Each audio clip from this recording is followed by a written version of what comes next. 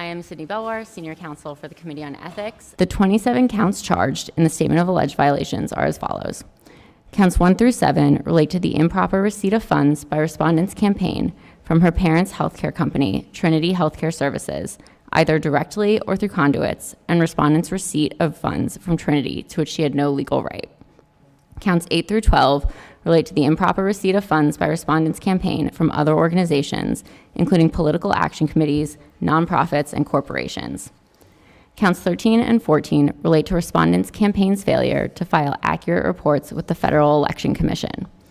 Counts 15 through 17 relate to criminal violations implicated by respondent's conduct with respect to funds from Trinity and a Florida-based company, Petrogas Haiti, as well as false statements. Count 18 relates to violations of House rules concerning commingling of personal and campaign funds. Counts 19 through 23 relate to respondent's failure to file certain required financial disclosure statements with the House and reporting errors contained in financial disclosure statements that she did file. Counts 24 through 26 relate to violations of House rules concerning special favors and acceptance of voluntary services by respondent's congressional office.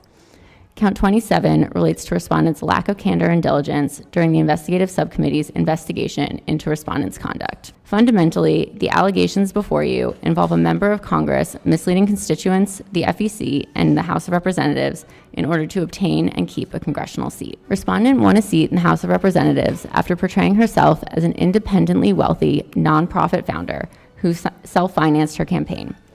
However, the record reveals that this apparent nonprofit, Essential Community Health, initially entered into a contract with the state of Florida regarding COVID-19 vaccinations in February 2021, despite making claims in its submission that were untrue. In fact, Essential Community Health was a sham, and the source of respondent's wealth was actually her parents' healthcare company, Trinity, which became party to the contract instead of Essential Community Health. At that time, respondent had been the CEO of Trinity for years and had earned a salary of around $86,000 annually, according to her tax records. But in 2021, Trinity received over $14 million from the state of Florida pursuant to this agreement. More than half of that $14 million from the state of Florida ended up with respondent and her siblings. Publicly available records show LLCs owned by respondent and her siblings, SCM Consulting, EC Firm, and MC Nursing, were formed shortly after Trinity was awarded the COVID-19 vaccination contract at the beginning of March 2021. Their bank records show these companies had little or no other clients. Respondent, her siblings, and their LLCs did not enter into consulting contracts with Trinity, but did split the profits of the money Trinity received from the state of Florida. Bank records, Trinity's internal records, and Trinity's tax documents show that respondent received approximately $6.7 million from Trinity in addition to her annual salary.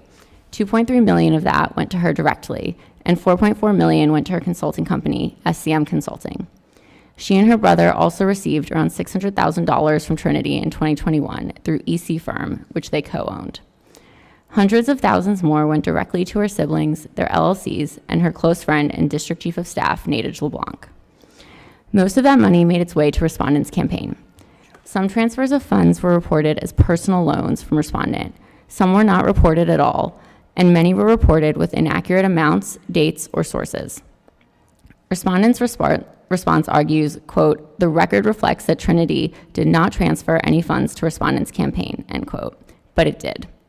Bank records clearly show that Trinity, a corporation, made direct contributions totaling nearly $200,000 to the campaign.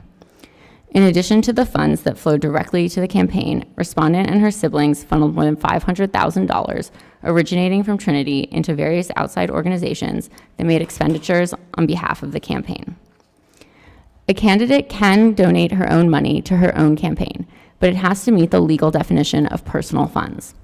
Respondent was aware of this as early as March 27, 2020, when her campaign advisor explicitly told her. Nonetheless, during respondent's 2020 campaign, respondent reported a $50,000 personal loan that she did not actually make. Instead, just before the filing deadline, respondent received $50,000 from her husband's law firm and put that into her campaign account. Then she paid her husband back with funds from the campaign just after the filing deadline passed. In her successful election to the House, respondent repeated this scheme on a much larger scale. Bank records show a pattern of respondent moving money into and out of her campaign accounts just before and after the filing deadlines in the special election, misleading voters about the strength of her campaign. The most egregious example of this scheme is when, on June 23, 2021, Trinity transferred $2 million to the respondent, who transferred this money to her campaign the next day. Then, shortly after the end of the filing period, on July 2nd, respondent returned the money to herself, nearly in full. Respondent was also aware that there were limits on who could make contributions and in what amounts. In 2021, individuals could donate a maximum of $2,900 per election. In text messages to her campaign treasurer, respondent indicated that the contribution limit was why her sister gave money to her friend Nadege LeBlanc to give to the campaign, with Nadege acting as a straw donor to funnel additional funds originating from Trinity into the campaign. These schemes paid off, and after a recount, respondent won her election by 5 votes. Meanwhile, the campaign had also been paying respondent back for her loans, even though they did not all originate from her personally. Bank records show that respondent has received at least $2.8 million from the campaign since 2021. Between the transfers of funds for purported personal loans and loan repayments, as well as the numerous other discrepancies apparent in respondent's campaign bank records, respondent has made at least 60 filings with the FEC containing false and inaccurate information. After spending much of the funds obtained from Trinity during the special election, respondent found herself immediately having to run again for the 2022 election. Text messages show that respondent and her campaign advisors were concerned that she would be outraised in the first quarter by her primary opponent, who she had only narrowly beaten in the special election primary.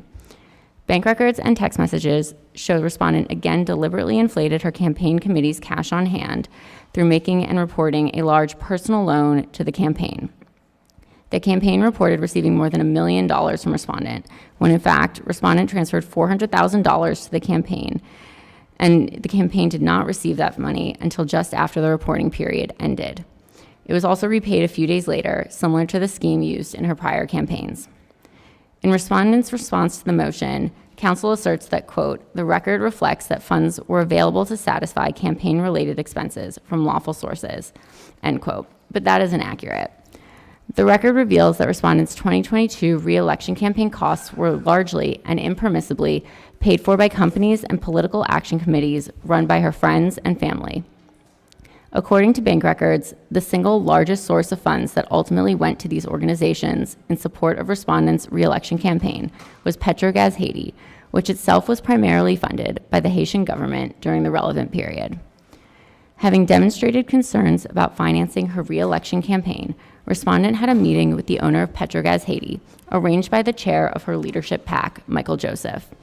A few days later, Petrogaz Haiti started making payments to a newly created organization called Progressive People, Inc. Progressive People was created by Michael Joseph and respondent's husband, who served as the president and vice president, respectively. Petrogaz Haiti gave Progressive People $810,000 in 2022, which accounted for almost 90% of funds that Progressive People raised that year. The majority of that money, $725,000, was passed on to a company called Truth and Justice, Inc., which was run by respondent's campaign consultant and spent nearly entirely for the campaign's benefit. At the same time, respondent and her siblings were also providing funds to Truth and Justice and to political action committees associated with the then president of the National Haitian American Elected Officials Network for the benefit of the campaign. Most of the arguments in response to this motion essentially suggest that there is insufficient evidence that respondent was aware that her campaigns were being financed through the very companies she and her family members were funding. That not only strains credulity, but is belied by the numerous contemporaneous emails that she is copied on regarding coordinated expenditures or messages with her campaign staff about varying payment sources. Candidates and members are also required to file financial disclosure statements with the House. Respondent was as cavalier as she was with her campaign finance reporting with the accuracy of her required House filings, if she filed them at all. The record demonstrates that respondent knowingly did not timely file her required candidate disclosure statements for several years in which she qualified as a candidate. In an email to respondent from her campaign advisor sharing press coverage of her delinquent filing for the 2022 special election, he noted that, quote, no record can be found of a candidate who is not yet a member being disciplined for withholding the required pre-election disclosure, end quote. With this knowledge and her campaign's funding already under media scrutiny, respondent intentionally waited to disclose her finances until after she won her competitive primary. The evidence also shows that respondent has not filed full and complete financial disclosures since becoming a member of Congress. As a member of Congress, respondent has brought the same disregard for the rules to other ethical standards applicable to members, accepting volunteer services from a campaign advisor, including for franked communications, and using her position to benefit her allies with special favors during the appropriations process.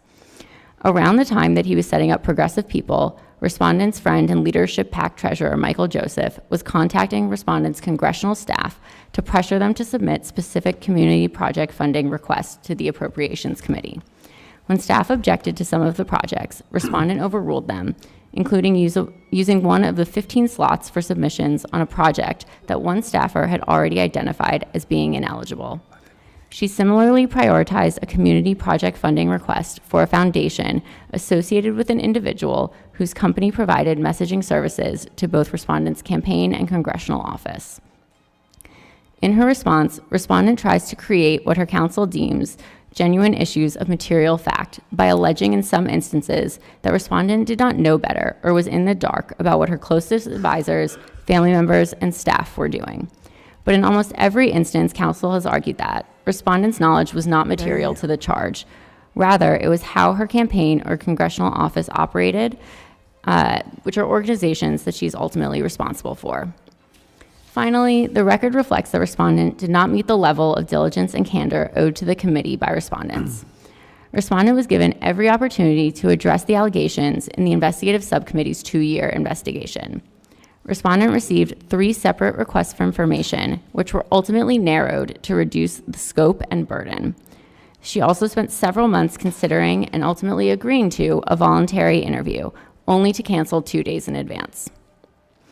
After multiple assurances of continued cooperation, followed by no meaningful progress, leading to significant delays in its investigation, the investigative subcommittee felt it was necessary to authorize subpoenas to respondent for her testimony and documents.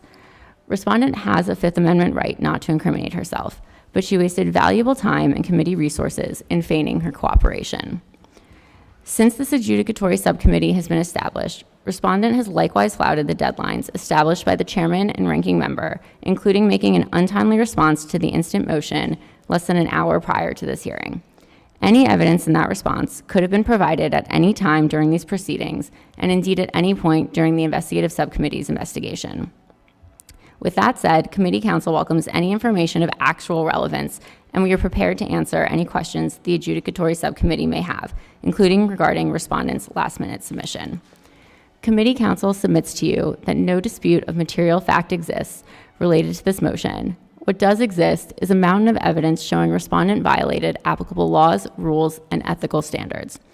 For these reasons, and those stated in the memorandum in support of the motion for summary judgment, committee counsel urges the subcommittee to find each of the 27 counts in the statement of alleged violations have been proven by clear and convincing evidence based on the record before you. Thank you.